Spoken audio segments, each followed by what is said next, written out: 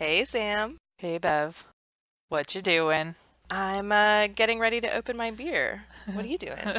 Getting ready to drink this big drink out of my big ass wine glass that can hold a whole bottle of wine in it. Ooh, you got one of those big ass wine glasses that can hold a whole bottle of wine? The big ass wine glasses, yes. It says this wine is making me awesome. I'll make sure to give you a picture to put on Patreon of this glass because That's awesome. yeah. And like the bottle that I opened wasn't completely full, so it's like this glass looks like I'm only drinking like maybe an actual pour of wine. Like you know how when you go to the restaurant and they pour the appropriate amount, that's what it looks like. Not a Sam And it pour. always doesn't look like enough. Right. Yeah. And it's like, yes, leave the bottle, walk away. I'll pour it correctly while you're walking away. Yeah. And that's why I don't order wine by the glass from a restaurant because I always feel like I got shorted because I like to fill my glasses all the way. And I know wine glasses you're technically not supposed to, but if there's room, uh, then I keep Right. pouring. Exactly. What is it that cats do? Like cats, if they fits, they Yeah. sits. Well, if there's room for alcohol, I continue pouring. That doesn't have quite the nice ring to it. If it fits, I sips. That kind of Oh, there we works. go. Yeah, I like that. that's close. That kind of works. I'm not nearly that clever. Well, for the last few days, I've just been using, I got hit in the head. So, like, if I say things that don't make sense, like, just don't, just ignore I me. mean, I feel like that is, yeah, you have a good excuse there. I would be My valid I'd be excuse. doing the same exact thing. So, what did you just open? Because I heard it go. Ooh, it was the Homestead Beer Company snake oil. I had a bottle Ooh. of it in my fridge, so I grabbed that out and I was like, I'm gonna drink another Homestead Beer Company beer today. I was supposed to be drinking a PBR and I was gonna do this cool like, description of the PBR and tell you that I was drinking it out of a can in a koozie sleeve and then I was gonna describe the koozie. But I was so tired last night when we got home from our race, I forgot to put the PBRs in the fridge. So they're lukewarm right now, sitting in a cooler that doesn't have any ice left in it. I was like, oh, I ruined my plan. Well, I mean, you could always do it next week, even though we know your plan now. Oh, that's true. Maybe I will. I'll think about that. But knowing me, I'll forget in a week, so I'll just be tickled by it then too. Okay, that sounds good. That's the plan. I'm gonna put that PBR in the fridge, not drink it for the week. And you guys can all pretend like you didn't just hear that. Awesome.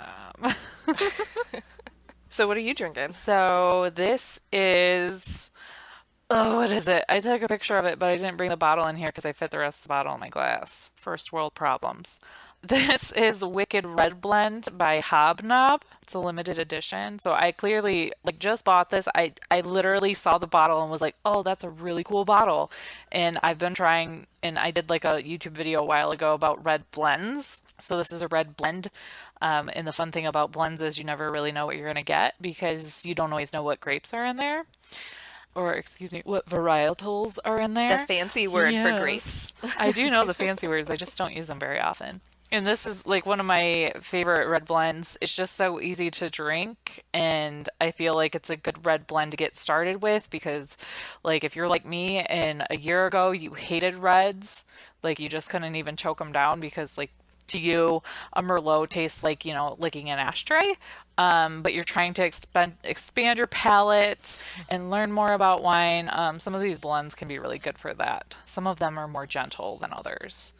So, for my red wine virgins out there, I highly recommend this one. You can find it at Walmart, and it's between the $10 and $15 price point, so it's really not that bad. It's quite delicious. It keeps well too.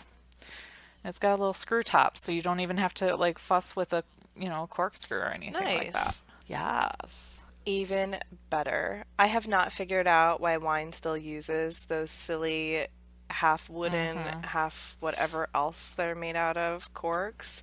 I'm telling you, when my friends were out a few weeks ago, they're big wine drinkers, so we had lots of wine while they were here. We had multiple corks just get stuffed into the bottle by like our fancy wine openers. And we're like, what the hell? We aren't doing anything wrong here. It's like, we're like using the rabbit, which is like the easiest way to open a wine bottle. It just like clamps on and you just pull the handle down and pull it up. And somehow we kept pushing them into the bottle. We're like, we give up. We See, need screw tabs from now on. I will argue that that is the easiest wine bottle opener because I have an electric one that I just sit on top of it and then press the button and then it goes all the way down and pulls it Oh, out and then pop and then it's good to go. I've had that for like 2 years now. I haven't lost a cork once. So, that does sound a lot easier. I don't think I drink enough wine to justify an electric wine but opener. if I ever come visit, you'll be able to justify Yes, it. that's true. Just in the first Yeah, visit, I'll be like, probably. yep, this is totally worth it. Be like, this girl is a drunk. She likes her wine. We have a super cool wine rack, and it almost never has wine in it. But when my friends were here, it was like halfway full, so it looked super cool for a little while. Because our kitchen has a Ooh, built-in wine rack, I'm but we don't drink jealous. wine. I'm jealous.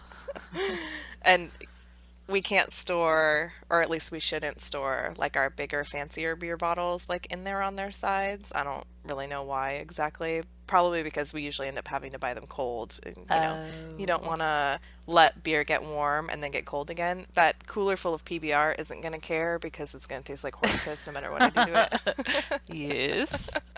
But it was perfect race time beer, because it doesn't have a lot of alcohol content in it, so it's more hydrating than anything else. Yes. That's a good way to look at it. Just Yeah. like I drink, well, when I tailgate, I drink Andre champagne. But once I'm out of that, I will switch to Coors Light because it is kind of like drinking water. Yep. Nice hydrating Yes. beverages. Exactly. And then I'll go in the stadium and then I'll have some soft parade, which just will knock me on my ass. Personally, it's one of my favorite like craft beers, but it is potent. Soft Parade. My brain is currently ticking through Soft Parade. Oh, They do fancy sours and flavored beers, don't they? yes. Okay. Yes. So I do have Soft Parade, right? I'm gonna start utilizing my laptop while we're talking on these podcasts. That way I can stop sounding like I don't know anything. Yeah. Yeah, I totally recognize this beer company. Yeah, So are shorts. they in That's what it Michigan? is. Shorts Brewing Company Soft Parade. I have had this beer. Yes. Okay. Oh, it's so good. Yeah, that is really good. And it's in Bel Air, Michigan. Oh, okay. Yeah. Nice. Nice And it's local the beer. the ABV is 7.5%, so that's why it kicks my ass. But it's so good. Yeah, that's a pretty good one for a beer. Ooh, my snake oil is 7.5 for a super pale ale. See, that's a Ooh. really high ABV for a pale ale. Bev's gonna get lit. Bev's gonna get lit. And it's possible I'll have to get up and get a second one just because I don't know. I'm feeling awake now and I'm feeling rested. So now I feel like I can actually drink. So, Well, that's good. So, do you yeah. want to tell the audience why you got hit in the head? Oh yeah.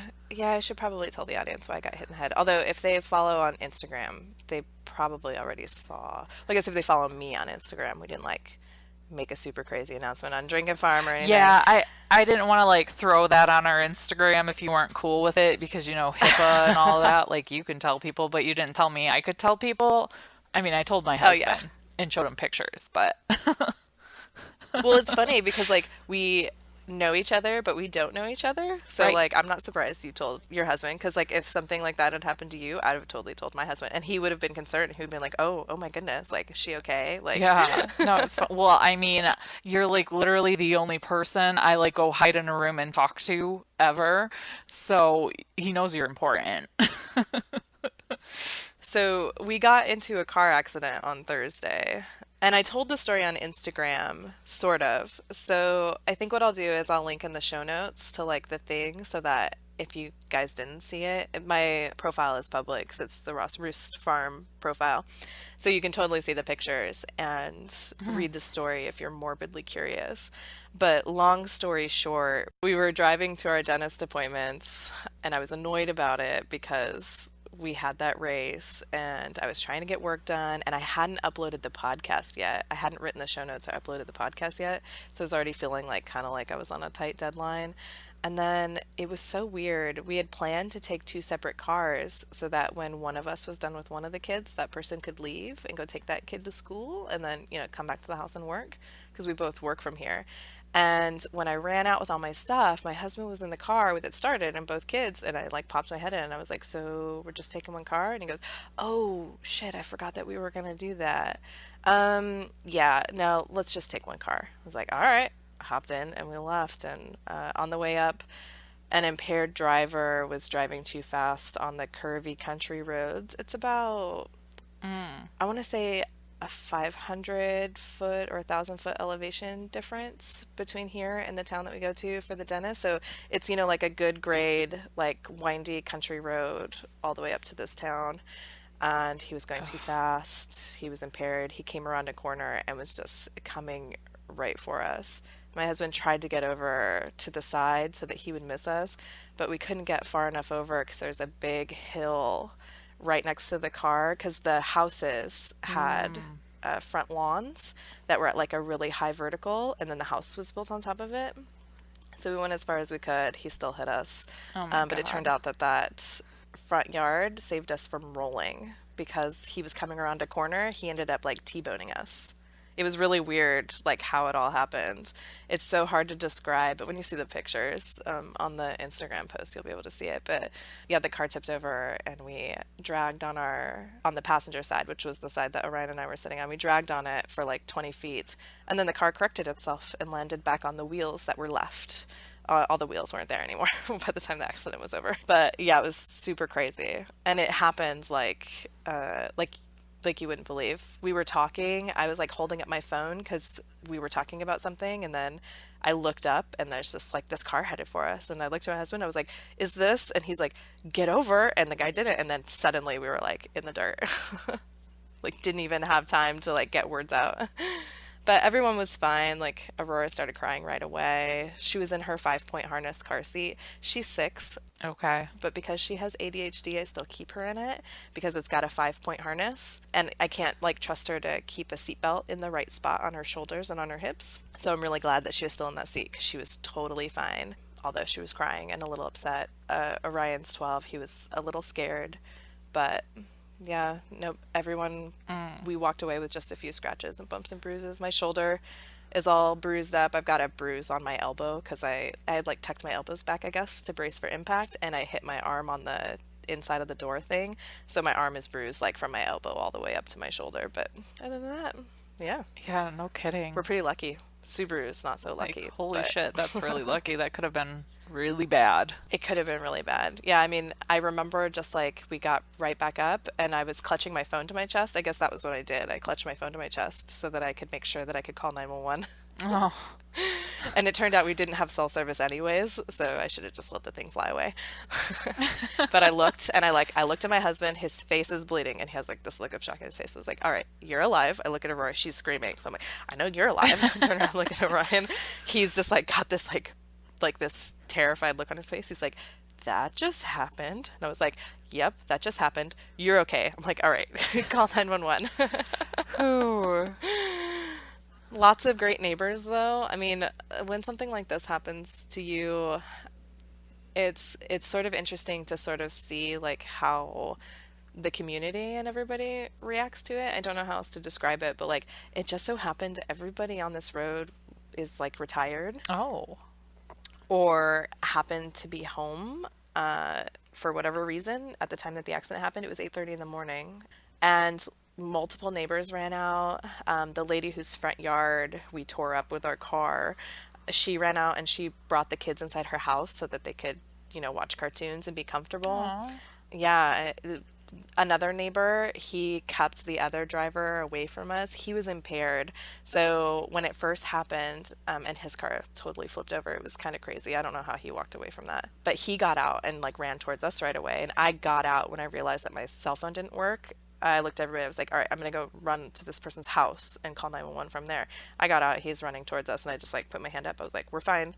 Everybody's fine. You go back to your car. And then the neighbor came out and took him away. And he's like, I already called 911. You guys are good. Just sit down. Like, all right. And 911 comes much faster in my area than I said they Oh, did. well, that I'm sorry you had to find that out Yeah, the hard way, but it's good to know. I know, right? But it's nice to know that the ambulance will come when you call them. So, yeah, I think we were out there for maybe 15 or 20 minutes before the first like car came.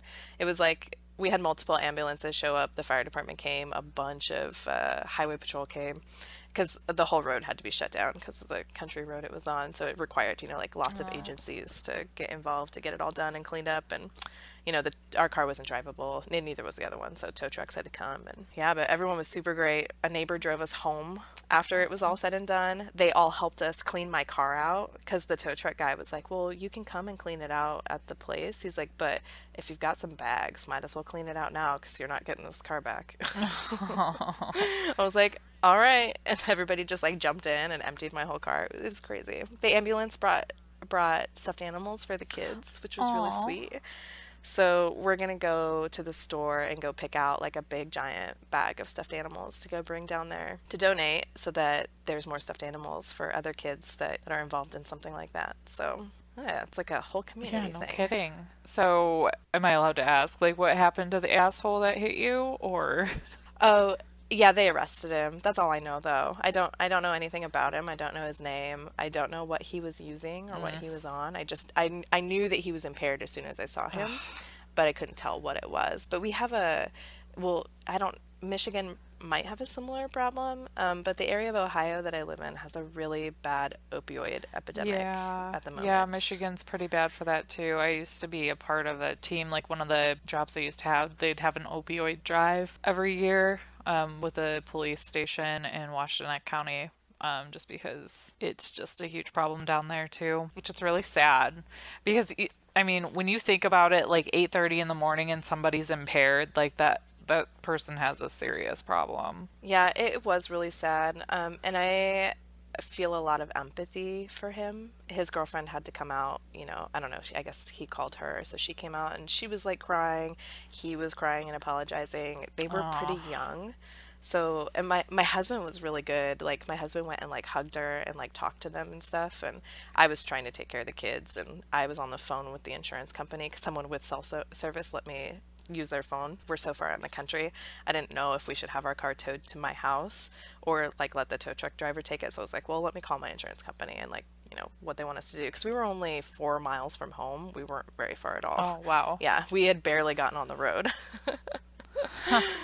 So yeah, it was crazy. But my husband was he was pretty amazing with them and it all. And I really hope that they get the help that they need. That's my honest opinion. I know a lot of people, like when I made not on my Instagram post so much, but on my Facebook post, a few people, were like very condemning of the driver, and it's easy to judge and be so harsh, from so far away. But when you live in a community where you see stuff like that, or people that live like that, I feel like it's easier to have empathy for them. Like, oh, I don't know anything about him. For all I know, he never had a chance. Like, so I can't hate him or be angry. Yeah, and hopefully like this situation was eye-opening enough to him for him to stop. That's what I'm really He hoping got also. lucky that nobody got seriously hurt or killed. Yeah. So hopefully, yeah. I know, guys, that we talk about how much we like to drink and stuff like that, but we are obviously not cool with being impaired while driving. So there's your PSA. Oh, yeah, definitely. We're not down for that. No, not at all. Well, I'm glad you're okay because that would have really sucked. Yeah, I'm glad I'm okay too. I would have been like, "Oh shit, my co-star just randomly got offed, Yeah, and right. now I have to like figure out if I should go to the funeral." Like, yeah, I feel like I should go to the funeral. I just took this to a really dark place, but it's kind of weird because it's like we're friends, but we haven't met before. But I feel like you're such a big part of my life now that I would have to. Yeah, you would have to. I'll have to leave notes somewhere that even if we haven't met yet, you have to notify Sam. I'll put that somewhere in my Thank last you. request. I'll have to do the same then too. Yeah. Yes, yes, you have to do the same thing for me. This is a good way to like make something like this a little funny. I wanted to like tell everybody on the podcast, but I was like, this isn't really that type of podcast, like we do talk about some sad things, but we're mostly funny and that's mostly what Yeah. we try to do. But I'm like, yeah, I can't like just pretend like it didn't happen because that Right. doesn't feel very genuine either. And I feel like a lot of our listeners do come from our current Instagram following, so a decent percentage of them know that it happened to you. So it'd be a little weird if we just ignored it. That's true. That's a very good point. Yeah, I agree with that. Yeah. So glad you're not dead. So cheers. Me Thanks too. for Cheers surviving to and, that. and all the rest of your family surviving too, because even if it wasn't you, it Yes. could have been really bad. So, Like I said in my Instagram post, it could have been the worst day of our oh lives, yeah. and it just wasn't. Yeah. I mean, I totally credit the Subaru for having so many awesome safety features. The side airbags were pretty killer on Jared's face, but he'll be okay. Yeah, it could have been worse. Could have been way worse. It was way better than glass Oh, or something else. Like, yeah. I could go on and on about how lucky and amazing, like, the whole thing really ended up being in the long run, but I won't because that's not fun or funny. no. We have like shitty weather to talk about. I am so cold, you guys. Like I'm so cold. There is ice everywhere. There is ice like in the trees to the point where one of my trees that was already like kind of leaning a little bit from a windstorm is now almost like completely fallen over Oh no. because the ice is just so heavy on it and it wasn't like that this morning, but it's been freezing rain all day. It's like, spring, where are you? Where are you? Did Bev scare you away again? Because I'm just I gonna might be blunt. have. You know what's so funny? I know I keep referencing this race that we got done with, and I promise I will get around to explaining it. But the day that we took off on Friday, we had the accident on Thursday. We took off for this thing on Friday. It was 75 degrees and absolutely beautiful here. It was insane, like how nice it was. Like I wore capri yoga pants instead Hmm. of my long yoga pants, like I normally do, because it was just so hot. And I wore a tank top without a jacket on, which Whoa. was super, super amazing. We don't have freezing rain here, but it is raining a lot. And it's supposed to snow tomorrow, so F that. Oh, no. Yeah, I think I saw a little snow icon. Yeah, there's a snow icon. But it's supposed to be like 39 here tomorrow. But by next weekend, it's going to be upper 50s, lower 60s. So just got to survive a few more days. Yeah. Somebody said that Mother Nature was drunk. I can't remember who said that. I wish I could give credit to the person that said that. But yeah, someone said Mother Nature is drunk. And I was like, Yes, she yeah, I is. think she might be. Mother Nature is drunk. Go home. You're drunk. Sleep it off. Maybe we should have her on the podcast We next week should. to ask her why she's doing this to all of us. Exactly. And we'll be like, Mother Nature, you just turned our podcast into one of those podcasts that just complains about weather. Yeah, that's how I feel on my Instagram though. It's like I feel like I've just been talking about the weather for the past like 2 or 3 months. And I'm like, when did I turn 60? And why am I only talking about the weather? Because I can't go outside and do anything I want to do because it's freaking cold. Yeah, I agree. Speaking of doing things outside though, I saw that you got your blueberry plants in Oh, I did. Yes, my when it was blueberry nice. pants. My blueberry pants. My blueberry pants are finally in the ground. Woohoo! The 7.5% is working fast. Yes, it is. I think I might just be dehydrated. Maybe. Yeah, it's all that PBR water you're drinking. Right, yeah. Maybe I should have been drinking some water instead. Yeah, it's probably wise to alternate, but no judgment here. Oh, yeah, no. Okay, so obviously, I'm on your Facebook, I'm in your Instagram, so I saw you doing all this, but I am so confused. What was it? Can you explain what it was and what your Yes. job was, other than like the details, other than you just driving? Yes. Okay. So our county has something called the Buck 50, and it is a 150-mile relay race around our county, and it raises money to fund drug awareness programs or anti-drug programs 2 students in the county, which is a pretty amazing cause to have been supporting, like less than 24 hours after this whole thing happened on Thursday. And in fact, we were a little worried that we weren't going to be able to do it. Like, we were sitting in the grass while our car was still in front of us. And my husband and I looked at each other, we're like, are we going to be able to do this 24-hour relay race thing like tomorrow? Like, how is this possible? We're going to be hurting tomorrow. There's just no way around that. We talked about it for a little bit, and this is only the second year that they've done this relay race. And there's a website for it. I'll put a link to it in the show notes. I think it's just thebuck50.com if I'm remembering correctly. But I'll put a link in the show notes to all the details so that if anybody lives in a surrounding state and wants to come and do it next year, they totally can. We had race entrants from 29 states, I believe. So people were like Wow. traveling to come and do this. We had 70 something odd teams for only its second year. Last year there were 34 teams. So this relay race is like really blowing up, and it's super cool because it's road running, it's trail running. It goes for about 24 hours straight. Our team took about 26 hours, but that's okay. And I'm not a runner, so we have 10-person teams. 5 of the runners go in each van, so we needed 2 vans, and we needed a driver for each van. So I was a van driver Hmm. since I'm not really a runner. So that was what I did. My husband was in my van, and 4 of our friends were in it, and then a bunch of our other friends were on in our other van. We were actually part of a 2-team group. We had 2 different teams. Our number 1 team was the Double Black Diamond Demons, and then our number 2 team was 2 Diamond, 2 Demon. As we add teams to our like portfolio of teams, I guess, for lack of a better word, that it's going to follow the naming, the way that, oh man, I totally got hit in the head and I can't remember what it is. I'm going to use that excuse till the end. Yeah. No, Fast and the Furious. Oh, It follows yeah. the way that Fast and the Furious named their movies. So, there Yes. was the Fast and the Furious, and then there was Too Fast, Too Furious. And so our third team, if we can get a third team together next year, is going to be Double Black Diamond, Tokyo Drift, Oh, nice. or Double Black Diamond Demons, Tokyo Drift. Yeah, so that's why the picture of myself like as the van driver said like demon driver because I was driving around a bunch of the demons from our 2 Diamond, 2 Demon team. Oh. Yeah, so that's some of the backstory on that.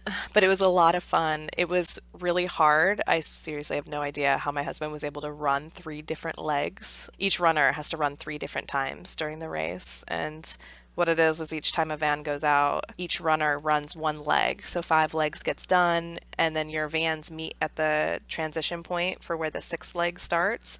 And then the slot bracelet gets passed to the first runner from that van, and they take off, and then we get to go rest while they're doing their 5 legs, and then we meet them at Oh. the spot where the 11th runner is supposed to take off, and so on and so forth, and it continues for 30 legs. Oh my gosh. Yeah, it was so much fun though. Like a year ago when I saw it for the first time, because even though we weren't living here yet in April last year, I was following everything that was going on like in Chillicothe and in Ross County because we had already bought the house and I knew that we were moving, and I saw the inaugural like buck 50 race. I was like, man, that looks so cool. I'm not even a runner and I want to figure out like how to be a part of that. That is just like it's freaking incredible. And when you're here as a part of it, like everyone in the community had some job in it, whether they were running or driving the van or volunteering at a checkpoint. I mean, some of the checkpoints had food for us. Like I had a sloppy Joe and a donut at one of the Nice. checkpoints. I mean, and they were so nice. They had Gatorades and waters for the runners. They helped make sure that we could get our vans like in the parking spots in the areas because some of the checkpoints were smaller than others. And with this many teams, it was a little difficult to like get everybody all, situated in there properly, but they did a great job. And Right. a lot of the checkpoints were just like at grain mills or like rock quarries because, we're out in the middle of the country. So some places weren't at like big places, but Oh my gosh. they would have like DJs. Like one of them had like a dance party at it, and it was at like 2 o'clock in the morning. Yeah, it Awesome. was it was super cool. It was fun. We're totally doing it again next year for sure. So if anybody else wants to put together a team and come join us, they're welcome to. So that's the end of my busy weekend. But how long was a leg? Like, how far was that? So it depended. Some of the legs were only, I think the shortest leg, and I say only, but I mean, I'm not a runner, so I can't say only. 3.5 miles is still super Oh far my to gosh. run. Yeah, so the shortest leg I think was around 3.5 miles. And the longest one I want to say was around 9, but I'm not Oh positive my about that. God. Maybe it was 10. So yeah, they did a good job though, like sorting the legs so that if you weren't a super strong runner, you could get all legs that were between like 3 and 5 miles. Oh, Like the legs that my husband did, I think he ran a total of 17 miles in his 3 legs. wow. Um, Good for yeah, him. he's I a runner hate though. running. Yeah. I really hate running. Yeah, I'm not a fan of running either, but after like being a part of that and like seeing it, it really pumped me up to want to try to train for it. So that's my goal. And now I'm making it like a super public goal since I'm saying it You on the are. podcast. But I really want to run in the Buck 50 next year. Now, I have one caveat that might prevent me from doing that. I have a really bad knee. I got like an injury Oh. from something, not sure 100% where it came from, probably from BMX. Yeah, badass Bev over here. With my BMX injuries, yeah. Yeah. But when I do too much like impact on my legs, I tend to get like a really big swelling underneath one of my knees. So that usually stops me from doing anything that has like a Oh, lot of impact. So that's why I do lots of like strength training and yoga because it doesn't tend to irritate my knees. right. But I'm gonna see if there's anything I can do about that. Because maybe with like proper icing, a good brace, and proper running form, and getting, like my quads and my hams and my knees all strengthened to the right spot, maybe I can help overcome some of that. So we'll see. I'm gonna spend the next 6 months trying to find that out, and then I'll decide whether or not I'll be a runner. But no matter what, I'll be a van driver because that was friggin' awesome. And being the van driver was not as hard as being a runner. No way, no how was it as hard as being a runner. But it was still really hard, like navigating the van around in the dark on the country roads, being really careful of all the runners, because like the last thing you wanted to do is be one of the van drivers that, like clipped a runner. That Yeah. sounds super awful. You gotta like back the van into these weird parking spots sometimes, so you don't want to like hit anything. You have to get the runners to their spot on time because when runner one takes off, you have to drive the van to where runner two has to meet runner one. So you have to make sure that you get there on time. And yeah, so it came with a lot of responsibility, but I was up for it and it was amazing. Good. I could just gush about the buck 50 like for forever, so we'll move on. Everybody's like, I thought this was a farm podcast, and all you're doing is talking about all the personal things Bev does. Well, I mean, it was a crazy weekend for you. So, I mean, I think it's allowed. Yeah, it was. Like I said, this week felt like it was 100 years, and I feel really terrible. I can't remember any of my farming things that happened this week, so I don't have any fun farming stories to share. But that's okay, because I know that you've got a ton of good ones. Oh, I do? No pressure. No pressure. No, I guess I do. Let me think. You at least have one really good one that I know of. Well, Hamlet had to have a surgery, so there's that. So, Oh, did he have his surgery? It was all yeah, so done? that was on Friday. Oh, good. How is he recovering? He seems all right. So they took him in at like 9:15 on Friday, and my husband brought up the whole piss pocket thing. Oh, yeah. So, which technically, if you like look it up on the internet, it's like pee pocket. So somebody tipped me off to it on Instagram. I was like, all right, well, I'll have them look at it when they're in there while he's already under and not throwing a fit. So it turns out he didn't actually have a piss pocket, which is great because if it was a piss pocket, that means that he was retaining urine in this little pocket while he was peeing, which Oh. either meant they'd have to make that hole bigger in surgery or you would have to manually express it.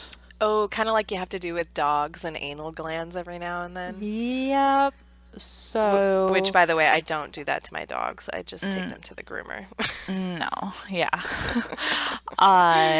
So that was not what it was. Apparently, as the vet tech put it, it's just full of his man juices. Oh, that's even worse. Is Yeah, it? so that'll shrivel up after over time now that he's fixed. And like Okay. his backside now where his like man bumps, we'll call them, where his Where his balls yeah, were? his testicles. So where those were like all plump and stuff, now they're just like shriveled up and wrinkly and sad looking. So it's Yeah. just like two little holes. They didn't stitch them or anything, so they just leave them open for him to heal. And we get a call around like 2 o'clock that he's ready for pickup after 3. So my husband goes over there to pick him up.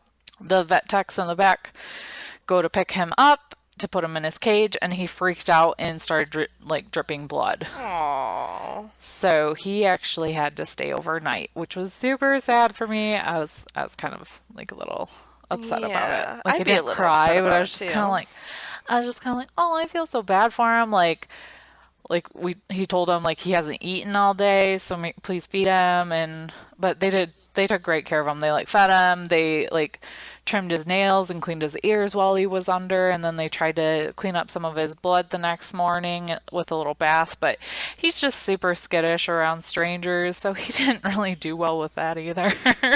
Yeah. So he was very happy to come home. Oh, good. And he didn't get car sick again, so that was good too. Yes. Yes, because that smells awful. Well, when things like that happen, and your animals have to stay, like at the vet overnight, I always feel like they're like extra appreciative of Oh me yeah. and our house when they get back. So maybe he'll be warming up to you even more. But it kind of looked like he had all the way warmed up to you before this happened because he's been like snuggling with you on the couch and stuff, right? Right. Yeah, he likes his one spot on the couch though, so if I'm not sitting in my husband's spot with my husband's blanket, he's not as inclined to jump up on me Oh. unless he thinks I have food. So, yeah, we're working on it, but he seems very happy. We left him in his like little cage area all yesterday because they're like he's not supposed to be jumping, which if he's out, he's gonna jump on the couch. So it's not like we can really stop him, Yeah. but so he did jump up on the couch today. My husband just kind of helped him up to make sure he wasn't like overextending Yeah. himself. But on the little discharge paperwork, it says no running or jumping for 2 weeks. And I'm like, okay. Like, I'm not going to be able to stop him unless I keep him caged up and he'll throw a fit. Like it's like clockwork at 6:30 in the morning and 6:30 at night. He knows it's time for breakfast and dinner and he starts throwing a fit, whether he can see us or not. So Yeah. so yeah, he kind of is the boss sometimes. Are animals amazing like that? They just like they get on your Yeah. schedule and they're all over it. They're like, I know what happens now. Yeah. Yeah, but he's very smart, but on the way back from getting him, we have another local feed store, not our normal one that we go to, but we'd never been to this one before. And I went in there because I saw on their Facebook page that they had some fancy chicks in there. So I Mm. walk in there and the guy's like, "How many do you want?" I'm like, "All of them." And my husband's like, "No," because there were a lot. But it was a beautiful thing because a lot of the chickens that I have coming in my chick order at the end of July were already there at this feed store, Oh, and they were all pullets, no straight run. that's amazing. I wanted to hug the guy. I'm like, this is amazing. So I think I got a silver lace Polish, a blue or two blue, what is it? White crested blue Polish. So their heads are white, but their bodies will be like a blue silver color. Ooh, neat. And then I got two black Cochins. What else did I get? I got a Houdan. No, I didn't get a Houdan. I got a Sultan, and I named her Marilyn Monroe Oh, perfect. for my grandpa because he likes my buff lace Polish that I have.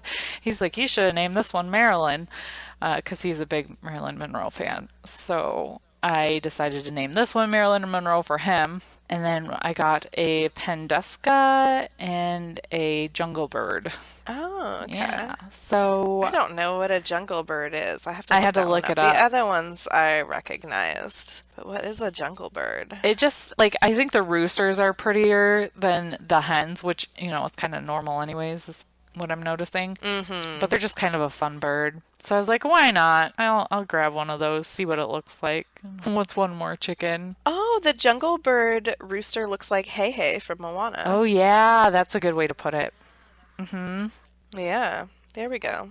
Oh, next week they have Barnevelders coming in. Oh, I'm getting some of those for my hatching Yeah, see, eggs. You should grab a see, few of I thought, those. didn't you have a story about that you were thinking about? Oh, I do. I'll tell it when you're done describing all of your beautiful new chickens. Okay. Well, see, you do have a farm story then. Ha. Oh, you're right. Thank you for reminding me. See, I got hit in the head, so I don't remember anything. It's okay. I got you. I got you this week.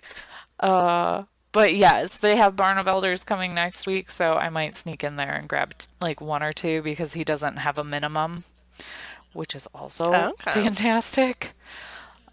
Yeah, that is pretty But I mean, awesome. I was checking out and I only had one black coachin, and then I was like, he tells me my total, and I'm like, throw another black coachin on there, and I ran over there and grabbed another one. Nice. Do they charge a lot for the specialty chicks, or are they Um, relatively it was like inexpensive? $4.99. Oh, that's not bad. I paid No, $4 a chick for my regular barnyard chickens. yeah. So I think I probably overpaid a little bit, but that's all right. I mean, You live and you it learn, just right? yeah, it just depends on where you get them from, you know. And if they are, not if they're pullets and not straight runs, I'm always willing to pay like a little bit more if I know what I'm getting. Yes, yeah.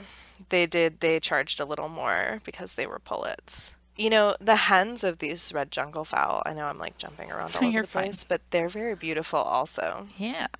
I mean, they're not as cool as the roux, but they're pretty neat too. They've got like some spotting around their neck and their body is a different color than their head and they look like they don't really have combs or wattles though, which I find kind of interesting, sort of like the Oh, Easter eggers do, or at least my Easter eggers. My Easter eggers just have like a pale tiny comb and like teeny tiny like sucked in yeah. That's how wattles. ours are too.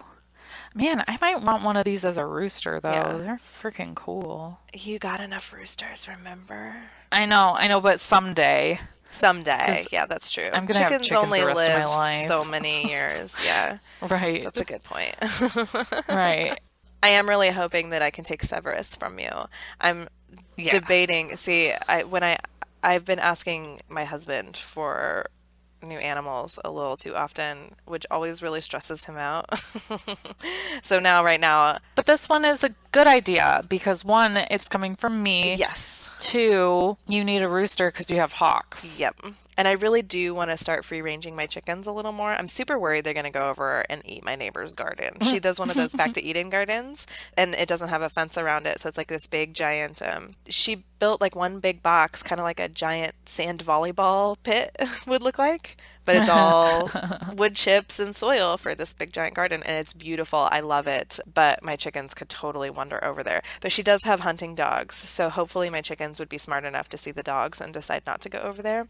Or if they got a little close to the property, the dogs would run them off, and then they have an electric fence before our property line. So the Oh, chickens are smart enough to figure out where the dogs can go. I've noticed that. They sort of seem to have an idea when they follow me around. They haven't been crossing the line back into where our dogs can go. So huh. I think they'd figure that out eventually. I feel like you'd be surprised too, like how close they will stick for a while until they get used to their surroundings. Yeah. So it might not be like an immediate problem. Most of ours don't wander into the neighbor's yard. Some of them do, and I have to like call them or go chase them, which I feel like a crazy person when I have to do that. But most of them seem to understand like where not to go. And I don't know Why? I have one chicken that every time I put them away, I have to chase her around. I don't know what it is. Doesn't matter what I use. Like, I'll bring my grubblies out there and I'll shake the bag and they usually come running and then I just throw a couple handfuls in the run and they all run in there. I have one that like circles around to the other side and then, like paces back and forth all panicked. Like she can't figure out how to get in so that she can eat all of the goodness that I just threw in there. And so I go over there and I try to like route her to the open door, but then the other ones are starting to escape out of the door because they've eaten all of the treats. I'm like, no, no, no, this isn't how this is supposed to work. Throw more treats in. She goes back to the other side again. And so finally I'm like, screw it. I close them in. I go to get her so I can pick her up and just put her in. And she runs like out into the middle of nowhere where I can't grab her. So then I'm like, so this is how today is going to be. Put the bag down and just start running. And I don't know why I do that because every time she outruns me, I have to spend like 10 minutes catching this chicken. I know they're fast. I mean, it's no joke. I need some security cameras around here so that I can post a video of that sometime because it is super hilarious, but exhausting at the Well, same time. yeah, definitely. Yeah, we have that problem too here. There's a few that just like to be like, do do do do do do do do. I'm gonna run around and screw you. Yeah, Yep. super cute. I still love my Oh chickens though. They yes. crack me up. Although, I guess I have more farming things to talk about than I remembered that I did. Well, now I'm remembering them all.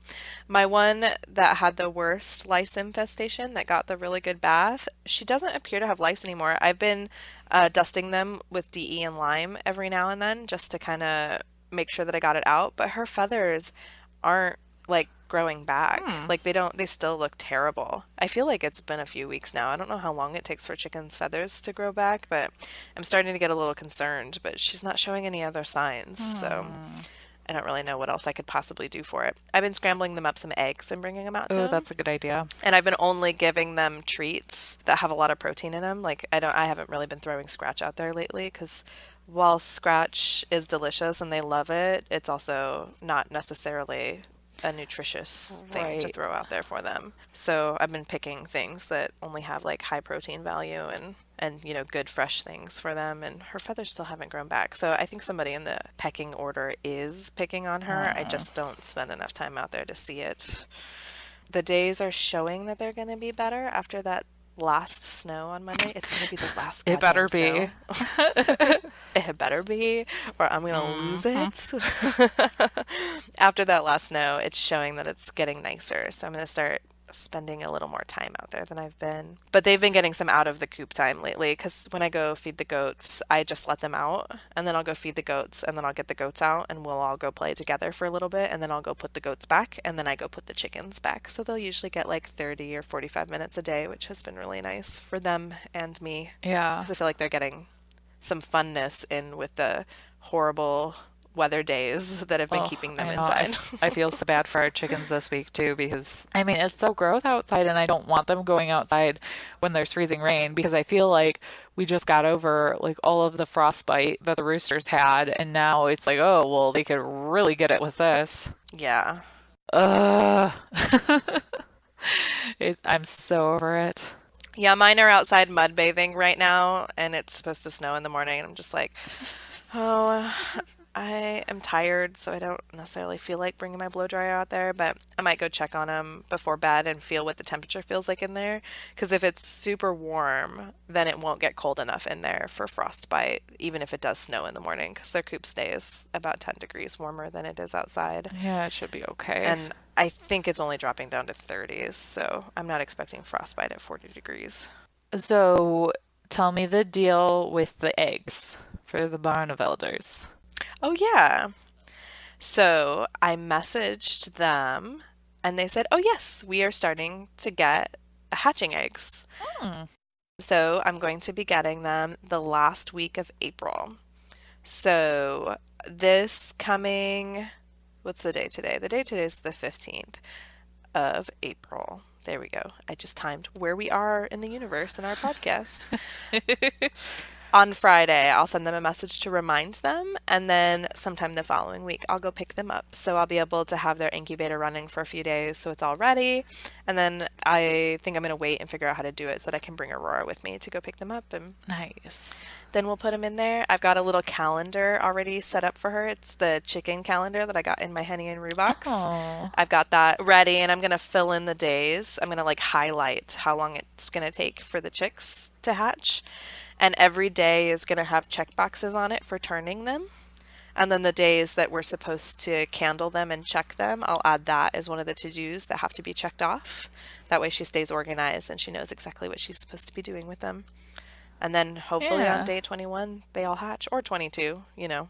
I'll give them a couple extra days. And I am definitely going to take your advice and leave the ones that aren't showing any signs, just in case, because we're terrible and I have terrible eyesight and we're new at this. So we could totally miss Yeah, I mean, something. unless it's like completely obvious that nothing's happening, I just leave it in there. Oh, Oh, yeah. yeah. And if it Yeah. stinks, Well, my husband has been really good this week about turning the duck eggs. Like he's just made it his own chore. Because we put them in on Monday and we have to turn them like 3 times a day. And I haven't turned them once. So he's like super on top of it. And he candled some of them today.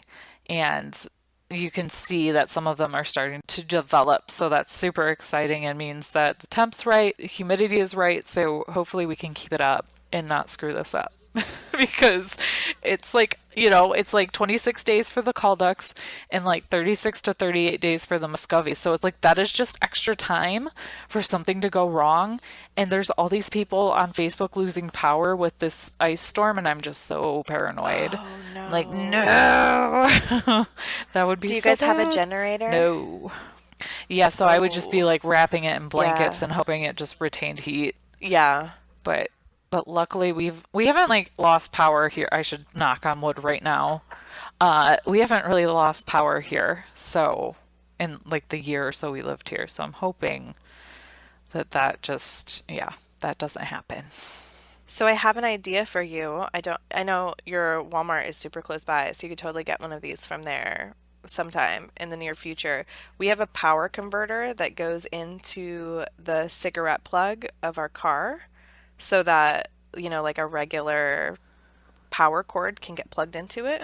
Uh-huh. And what I would do is if the power went out, just plug that into your car and stick it in and turn the car on. I think my husband actually has one of those. Does he? Okay, yeah, we I have one think for he had one for camping. tailgating. Yeah, Yeah. that totally makes sense. Yeah, that's a tailgate item too. Yeah, we use Yeah. it for tailgating also. That's a good Yeah, idea. See, he would have probably thought of that. I wouldn't have. I would have don't panicked. keep your car running in your Oh, garage yeah. with the garage door Yeah, closed. But yeah, that would be bad. but that'll totally work. Because, I mean, idling your car, I mean, it is a waste of gasoline, I guess. But really, like, in the grand scheme of things, like losing that whole incubator full of call ducts Oh, or yeah. running your car for a Oh, few yeah. hours while the power company got everything back together, like, or you could at least, like, run it for a little while, wrapped in blankets and take it off Yeah. for a little while, run it for a little while, and yeah, then you at least gave it a fighting Right. chance. And I mean, we have 2 brooders in my bathroom right now that require heat lamps. So that would be bad too. Yeah. So, Mother Nature, please don't screw around with my power. I'm sorry about all the bad things I said about you. Just leave my power alone. Yeah. I mean, we really do like you. We invited you Yeah. to be on our Yeah. podcast, so And we're drunk sometimes too, so us saying you're drunk, go home isn't necessarily a bad thing. mm-mm, not at all. Not even close. I actually just finished my red blend like a half hour ago. Oh, so you gonna get a refill? Well, in my laziness, I didn't ever bring the apothic brew out Oh, of this perfect. room, so I had backup wine in here. Excellent backup wine. Oh man, Yeah. I've been drinking really slow. I haven't finished my beer yet. I'll finish it. I'll definitely have time for a Oh, second one this episode.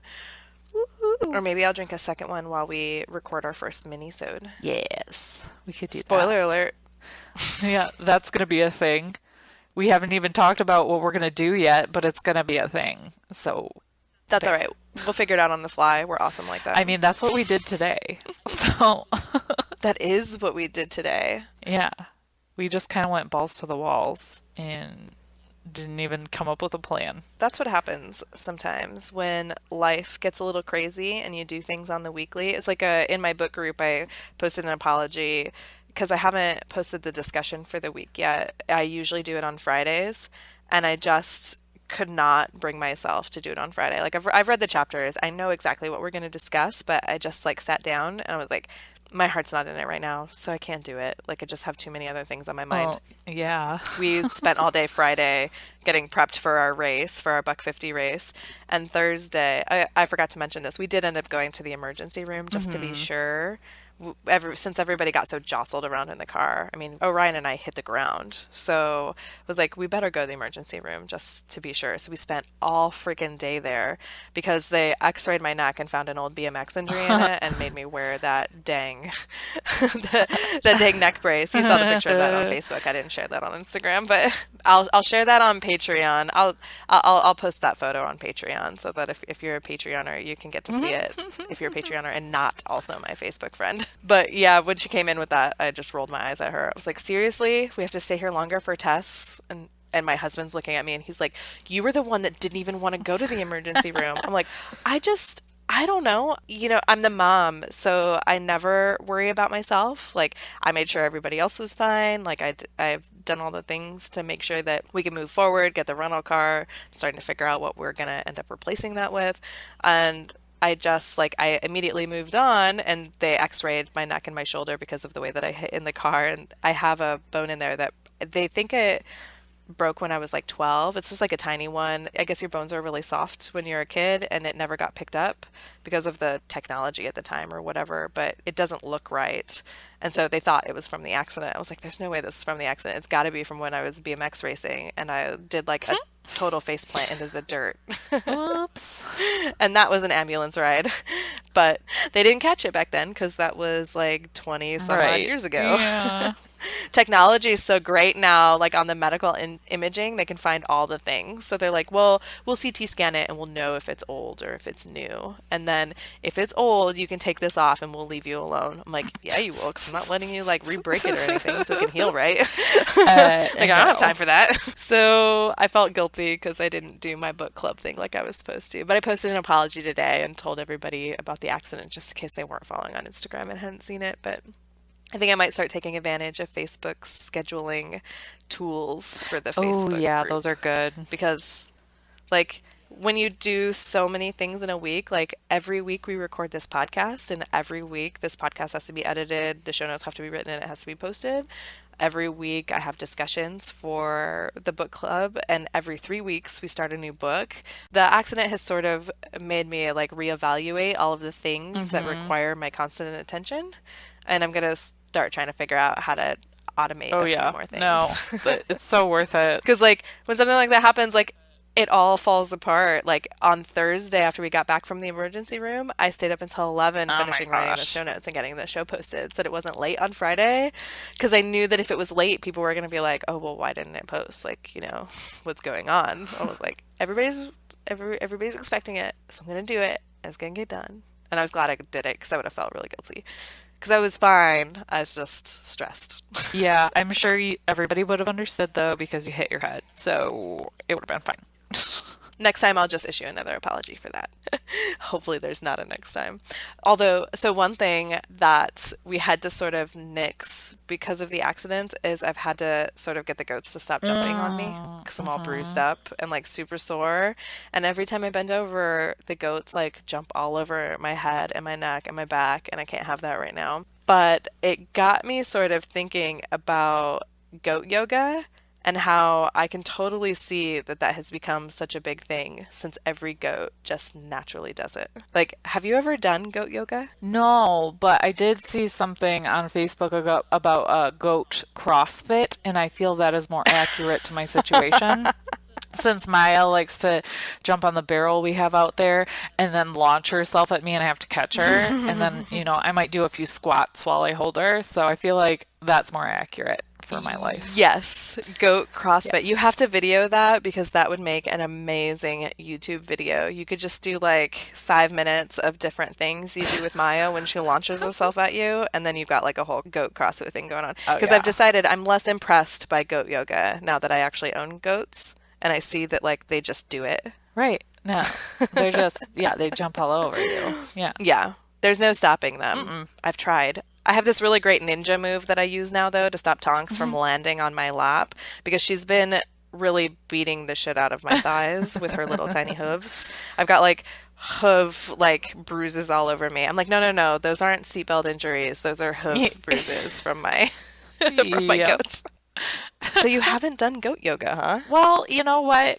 We keep them pretty much in one area, and there is a lot of goat shit out there. So I don't feel like doing downward dog into some, goat poo Oh and then yeah, that having would a be pretty goat jump gross. onto my back. And like, my goats are fat now.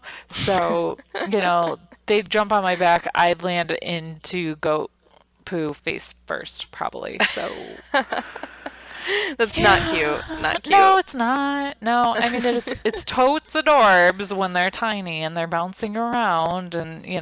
So I could probably do goat yoga with Loki and it'd be fine, but he's in a humping stage right now. Yeah, you don't want to do downward dog No. while Loki is feeling humpy. That would be a little weird. Right, and he's been humping the other goats not, from behind, but more in their faces. So I don't really want Oh gosh. to put my face down there right now because that'd be bad. Oh, that would be terrible. Yeah. Are there any places nearby you that do goat yoga though? Have you seen that like as a I thing? don't think so. Like, there's actually a bar in Fowlerville, where I'm from, called the Bloated Goat, and it's for sale. And I was like, oh my gosh, we could buy it, and then we could, like, make it a whiskey and wine bar and have good beers. And then in the basement, I could bring the goats and we could have a goat yoga studio. So that's like my brilliant I'm all in on that. yeah, that's my brilliant idea that I cannot afford.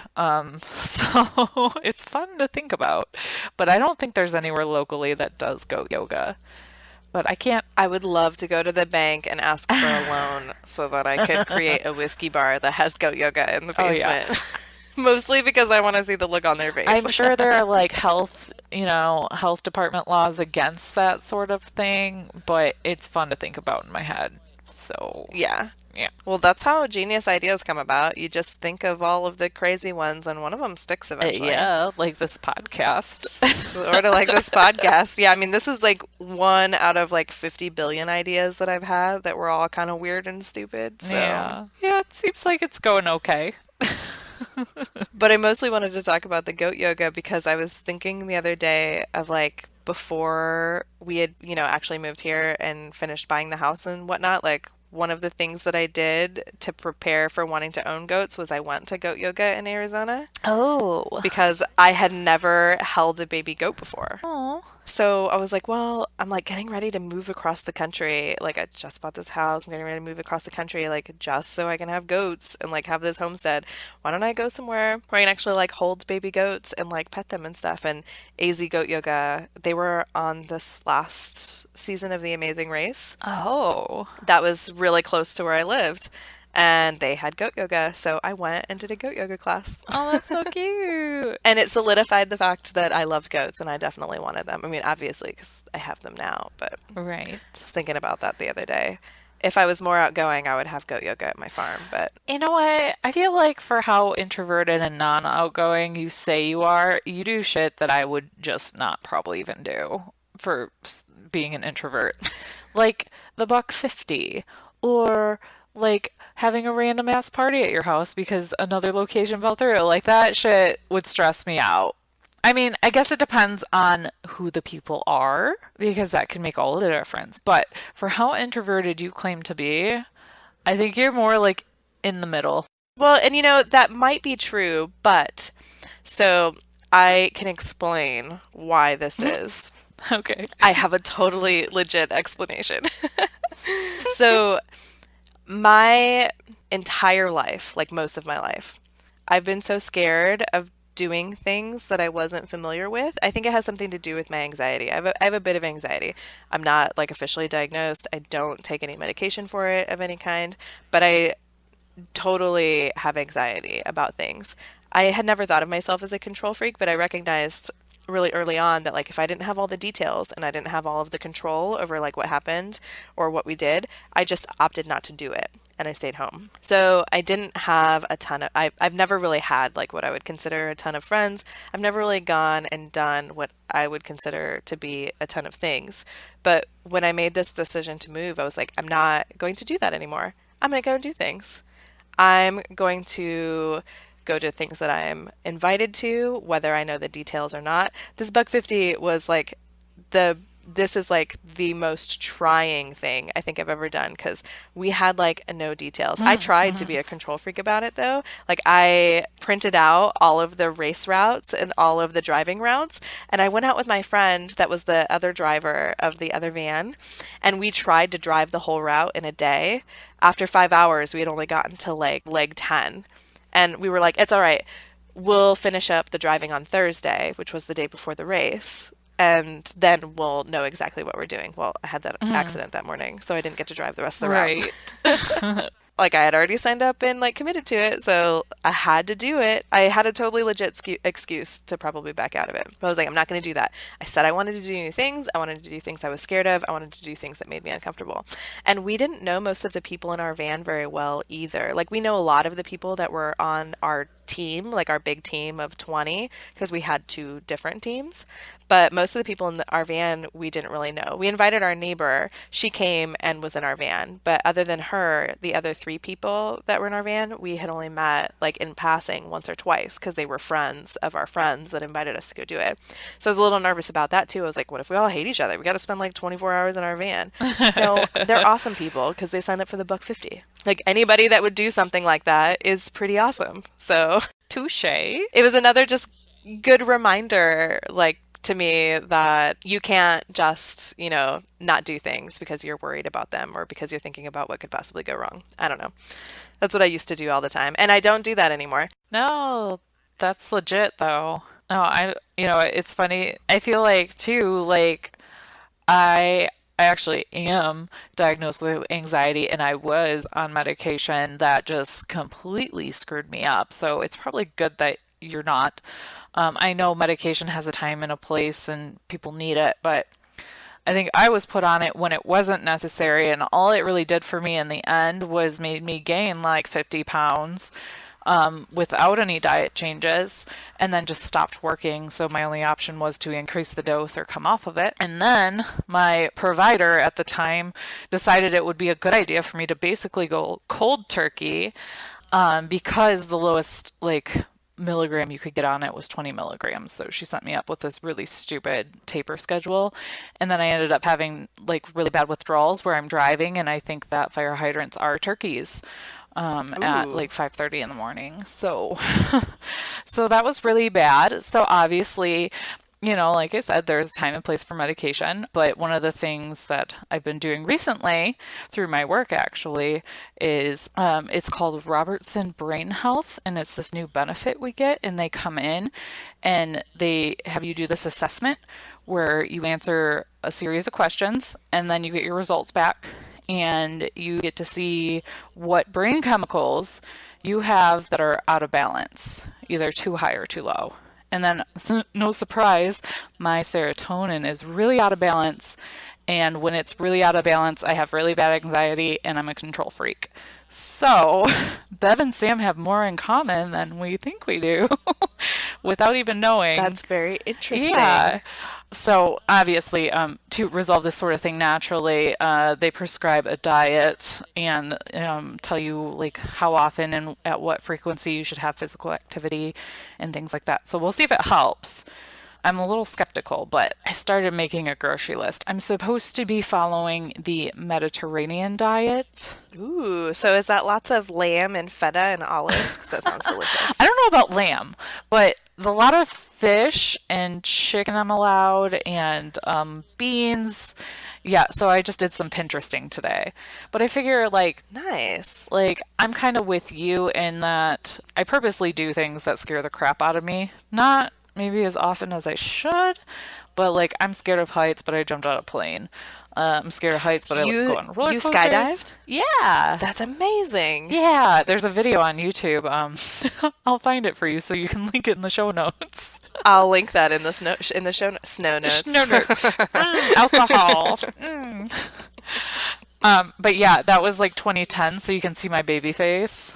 Yeah, it's pretty cute. And then what else? Oh, I don't like snakes, but I've had made myself hold them. Like I do shit that scares me, and I try to be out, be out and about and stuff, but I feel like I should try to be more on your level of, just saying F it and doing things that you're not necessarily comfortable with because you do miss out on quite a bit if you just stay You holed up in your do. house or on your homestead because you can't control something. So hopefully you can inspire me to be a better person, and then with this diet I will be less bitchy and want to go do things.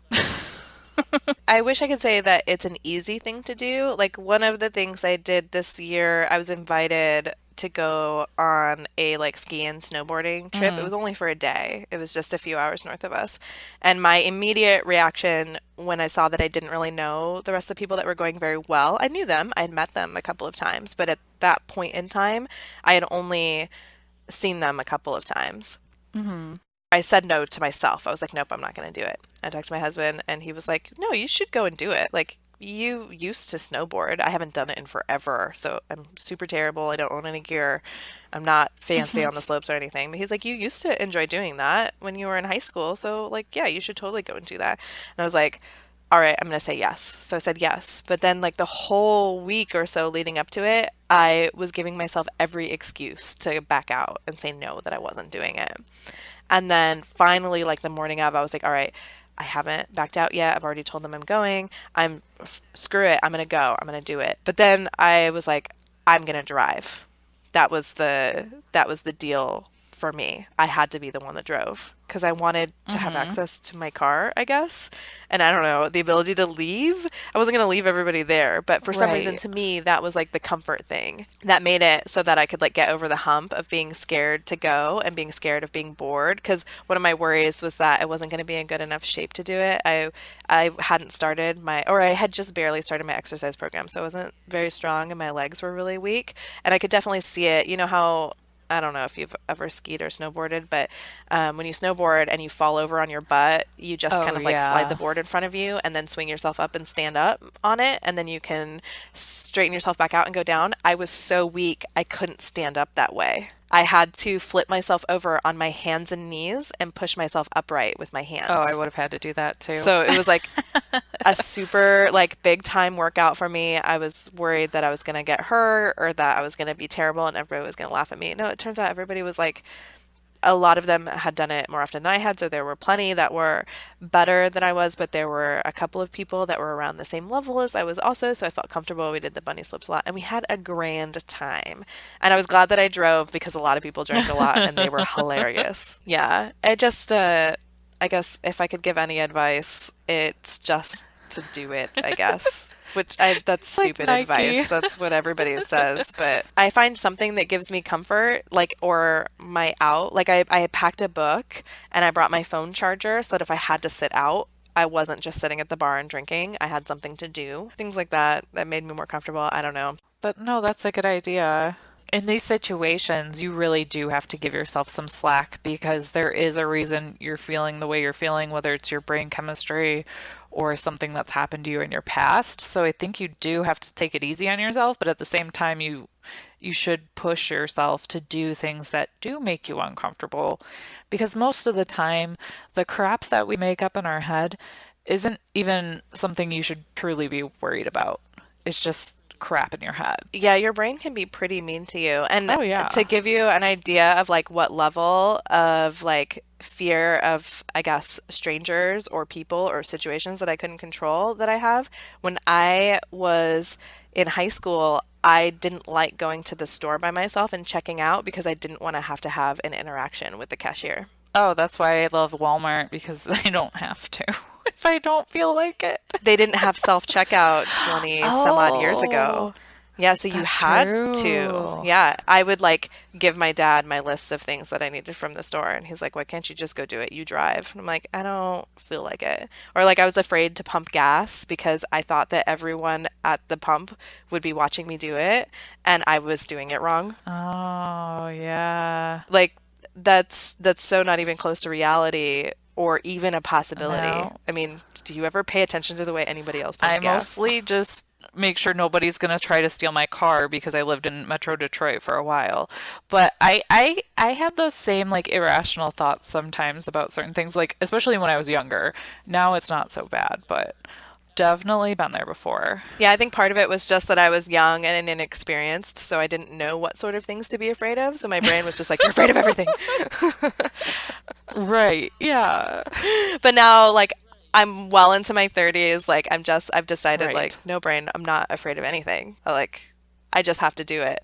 Moving across the country was a little scary, but I'll be honest with you, the drive to do the chickens and the goats and the growing vegetables and the having land and being somewhere green, like, all of those were things that were greater than whatever my fear was of not being able to make friends or not fitting into the community or yeah, I wanted those things so badly. I was able to ignore all of them. That's awesome. I didn't realize like I knew we were alike, but I didn't know we were like that much alike.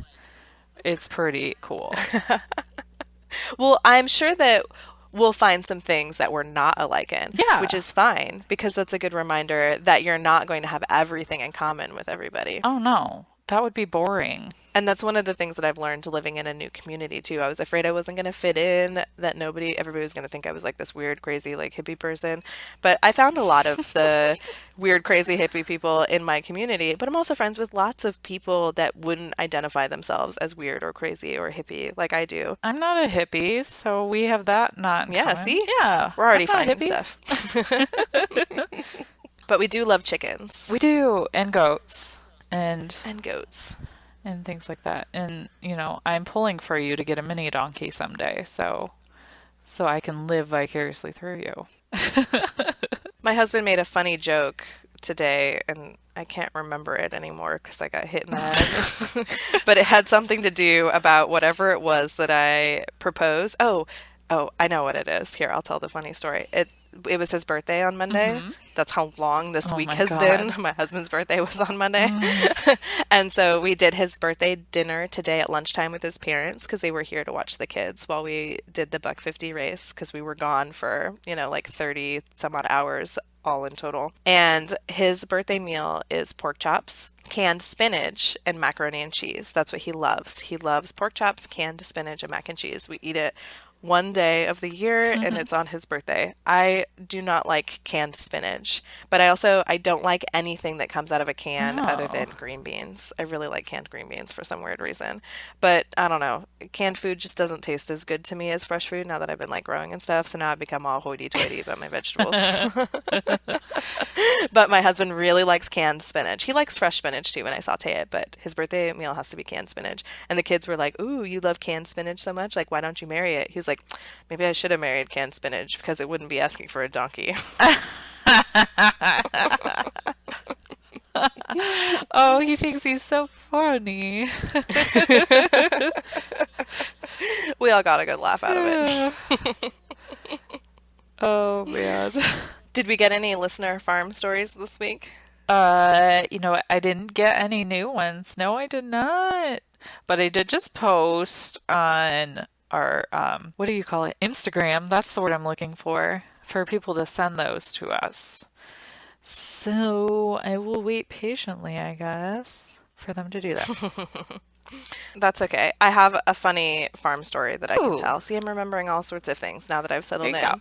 So, out of curiosity, how many ounces are in a gallon? Do you know off the top of your head? No, I would have to Google it. You don't have any thoughts or ideas on what you think it would be? I mean, no. Well, when we got the goats and I was planning out Well, I guess I should back up a second.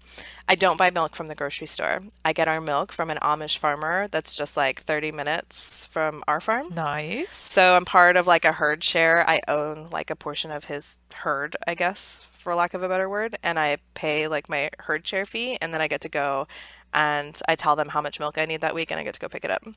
So I calculated how many ounces each goat was going to need for each feeding and how often they were going to be fed and when I was going to start counting it down or, up as they got older and then down so that I could know ahead of time how much milk I needed to order because I have to order it a week in advance. Well, for some reason, I was under the impression that a gallon was 64 ounces. Now, it's not. It's 128 ounces. It's double that. But for the first 3 weeks of the goats' lives, I was ordering milk like a gallon was 64 Oh. ounces. I wish I would have taken a picture of what my fridge looked like with all of this milk in it, but milk was like literally piling up in Oh our fridge and no. going sour like nobody's business. And my husband's like, "What is wrong with this? Why are you still ordering milk? I don't understand why this is going wrong." And I'm like, "I don't know why it's going wrong either. Like, a gallon is 64 ounces, right?" And he's like, "Right." And one of our other friends, I was talking to her, and I'm like, "Is that how many ounces are in a gallon? 64 ounces?" And she's like, she thought for a second. She's like, "Yeah, a gallon is 64 ounces." I'm like, "Yeah, so we should be using all of this milk. Either I'm not measuring this right, or my measuring thing, like to fill the goat's bottles, isn't right, or I'm miscalculating the milk." And my husband's like, "Hold on, I can solve this really quick. Alexa, how many ounces are in a gallon?" And she's like, "There are 128 ounces in a Son gallon." of I a was like, beach. "Oh." I mean, That's the problem. Alexa has to be listening to you guys all the time, anyways, because the robots are going to take over. So I feel like she was just playing a really mean joke on you by not correcting you I'm earlier. sure. I feel like she should have corrected me sooner, most definitely, but I'm really thankful that that only went on for 3 weeks. Luckily, I had sort of so raw milk doesn't last as long as pasteurized Hmm. milk does because it's got all the microbes in it. It's got all the good ones and the bad ones, and the bad ones multiply when they're warmed up or like as the milk ages and as it's exposed to oxygen and whatnot. But I have a use Oh, for sour milk. It gets used to make my biscuits nice. and my pancakes and like all of my baking. It's like the best thing ever for baking. So, tip from Bev, if you end up with too much sour milk, raw sour milk, it can't be grocery store sour milk because that goes rancid, not sour. But Ooh. raw sour milk you can use for baking and whatnot. It's basically sort of just like buttermilk, apparently. So that's what I use for my buttermilk biscuits. They're really just sour milk biscuits and they're delicious. But the goats are actually not too picky and they'll take it up to a certain sourness point. I can tell the difference. I've gotten really good at it because I've been drinking it now like pretty much since we moved here. So I know the difference between like just sour and like gone to like clabber disgusting Ugh. sour. So I was sort of, yeah, I was monitoring it and I was like, I mean, goat milk, it can be a little sour. So like especially when it's warm and warm milk sort of tastes kind of sour to me anyways. So I just use my nose and I'd smell it and be like, "Yep, goats will still drink it. Goats will still drink it. Nope, goats will not drink this anymore." I'd mark it for biscuits, stick it in the back. Four biscuits. For biscuits, yeah. There are spots in my fridge though where the raw milk will stay good for up to 2 weeks Oh, because they're like the super cold spots. So I was like sticking the milk like in the coldest spots of my fridge. I was like, "All right, these are the oldest ones. These ones I need to keep best the longest." And yeah, it was quite an operation, and no milk had to be thrown away during that 3 weeks of ordering 10 gallons of milk a week when I only needed five, no milk was harmed. which is kind of amazing. And now I'm back on a regular schedule and I'm buying a reasonable amount of milk because one of my notes that I've had in here for the podcast was to complain about how much it costs to bottle feed these dang goats. And I'm so glad I never went on that tangent because it turned out I just miscalculated how much milk they needed.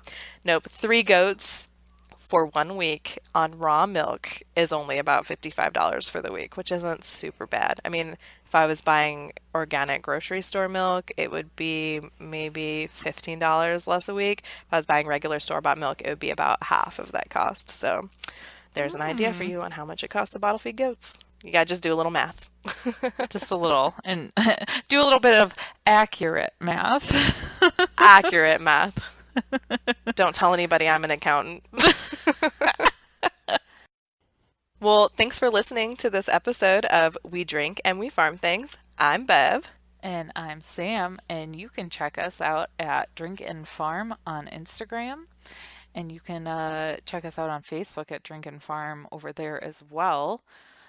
And if you'd like to email us your farm stories, we would be forever grateful. We are looking for funny farm stories, inappropriate farm stories, any kind of farm story, so we can share it on our podcast. And you can email those at drinkandfarm@gmail.com.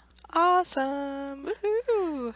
What else can we have them do, Bev? Oh, they can also check out our Patreon because this episode of Drink and Farm, or We Drink and We Farm Things, we kind of refer to ourselves as both. Drink and Farm is short and easy to say, but We Drink and We Farm Things is our official name, I guess our big long name. Right. Check out our Patreon at patreon.com/drink and farm, and you can see the goals that we've got going on for our podcast. And you can also be a contributor that helps bring this podcast to all of our listeners. So, huge thank you to our current Patreon sponsors. And yeah, Yeah, I think that's it. Can they find us anywhere else? I don't think so. I We're don't, out in a yeah. lot of places, but we're starting to get this like a where we're at thing down. Yeah, yes, we are. And you know what? I like to refer to us as Drink and Farm because by the time we are at the end of an episode and I have to say we drink and we farm things, it's really exhausting because I've had 3 glasses of wine. So there's that. But you can catch us every Friday in your favorite podcast player. Sometimes iTunes if it feels like behaving, sometimes not. But all the other ones, you can find us every Friday. So Yes. until next week, Bye, bye. guys.